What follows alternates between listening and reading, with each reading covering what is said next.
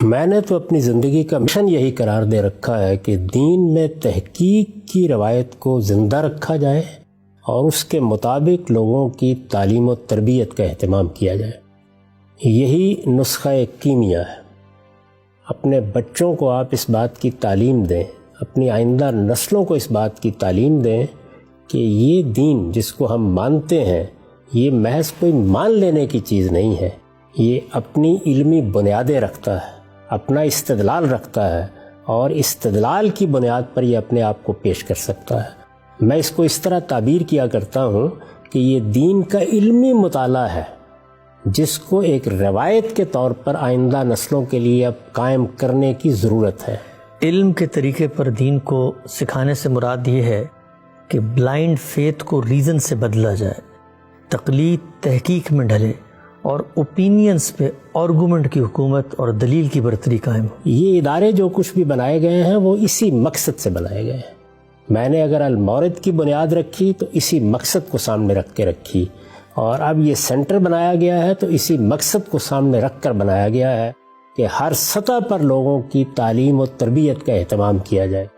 بچوں کی سطح پر، بڑوں کی سطح پر۔ ہمارے ہاں جو لوگ دین کے عالم بننا چاہتے ہیں ان کے لیے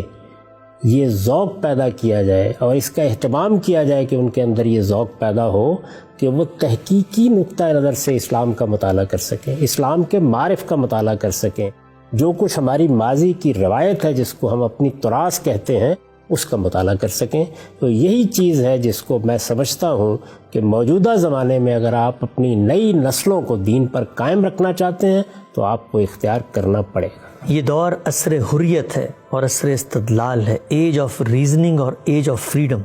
اس دور میں ہم اپنے بچوں کو، اپنی نسلوں کو مذہبی تصورات کے بارے میں پیدا ہونے والے سوالات پر خاموش نہیں کروا سکتے۔ ہمیں استدلال کی قوت سے اور ریزننگ کے ذریعے ان کو جواب دینا پڑے گا، انہیں قائل کرنا پڑے گا۔ مشرق و مغرب میں اب یہ فرق ختم ہو چکا ہے کہ ہم اپنے بچوں کو نئے افکار سے دور کریں یا ان کو روکیں کہ وہ مختلف خیالات سے متاثر نہ ہوں۔ ایک ہی رستہ ہے کہ ہم دنیا بھر کو قرآن و سنت کی مثبت تعلیم اس کے اصل ریزن کے ساتھ پیش کریں، اور الحمدللہ اللہ کی کتاب اور اس کے پیغمبر کی سنت میں اتنی قوت ہے، اتنی جان ہے کہ وہ اپنا دفاع خود کر سکتی ہے۔ مسلمانوں کی قومی زندگی کو اگر اپنی حیات قائم رکھنی ہے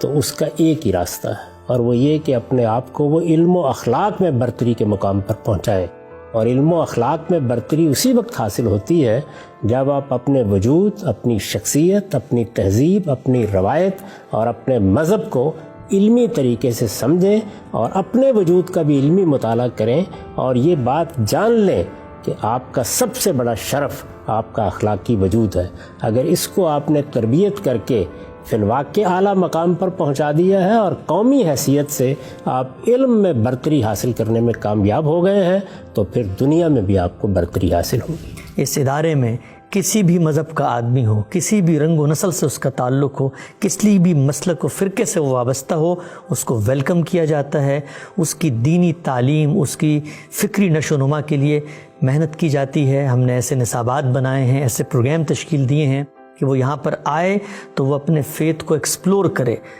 مذہب اس کی شعوری دریافت بنے۔ اس ادارے سے میری توقع یہ ہے کہ ہر طرح کے تعصبات سے بالا تر ہو کر یہ علم کی ترویج کو، تحقیق اور اعلیٰ درجے کی تصنیف و تالیف کو سہولتیں باہم پہنچانے ہی کو اپنا اصل مقصد بنائے۔ ہر طرح کے تعصبات سے بالا تر ہو کر ماضی حال کے جو کچھ بھی تعصبات ہو سکتے ہیں ان سب کو ایک طرف رکھ دیا جائے، اور علم کے سچے خدام کی حیثیت سے اس ادارے میں لوگوں کو لایا جائے، اس میں تعلیم کا بندوبست کیا جائے، اس میں تربیت کا بندوبست کیا جائے، اس کے اساتذہ کے انتخاب میں، اس کے نصابات کی تدوین میں ہر جگہ یہی اصول پیش نظر ہو کہ کسی قسم کے تعصب کو روا نہیں رکھا جائے گا۔ علم کو جیسے کہ وہ ہے، جس طرح کہ وہ ہمیشہ سے رہا ہے، اس طرح لوگوں تک پہنچانے کی صحیح کی جائے گی، استدلال کے ساتھ، ایسے کہ علم کا حقیقی مقصد لوگوں کے سامنے رہے، اور علم کا حقیقی مقصد کسی چیز کو اس کی حقیقت کے لحاظ سے جاننا ہے، نہ کہ اپنے تعصبات کے لیے استدلال فراہم کرنا۔ لہٰذا ہم سب کو یہ چاہیے کہ ہم آگے بڑھیں، اللہ کے اس دین کی خدمت میں اپنا حصہ ڈالیں، اور اپنے آنے والی نسلوں کی بقا کے لیے اس کاوش کو آگے بڑھائیں۔ یہ کاوش محض آپ لوگوں کی مدد سے ہی آگے بڑھ سکتی ہے۔ لوگوں سے میں یہ توقع رکھتا ہوں کہ وہ بھی مسلمانوں کی قومی زندگی کے لیے تعلیم و تعلم کی اہمیت کو پہچانیں گے اور اس طرح کے اداروں کی جو مدد بھی کر سکیں گے فراخ دلی کے ساتھ کریں گے۔